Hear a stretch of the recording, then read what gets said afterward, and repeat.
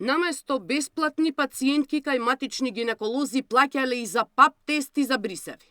Од најмалку 500 до неколку илјади денари без потреба давале во приватни ординации, со изговор дека тоа било за издавање на ЦД или пак лекарски извештај. Дополнителен трошок е ако сакаате проветите до лабораторија да им ги однесе матичниот. Оваа незаконска пракса трае со години и има бројни претставки до фондот, што беше и повод за контроли заедно со УЈАП.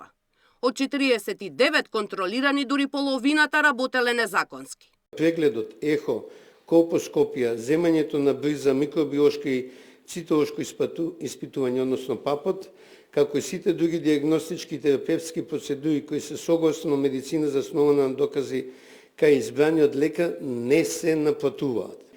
За жал, последните 10 години е воспоставена пракса да никој не ги почитува договорните обврски. Значи има договор кој ниту фондот, ниту здравствените установи го следат и има паралелен универзум, условно да кажам, или реалноста на Македонија, каде што не се почитуваат преземените обврски. Од контролираните ординации 8 наплатувале дополнителни средства од пациентки, а 1/3 имале проблеми со фискализацијата, односно регистрирањето на готовинскиот промет.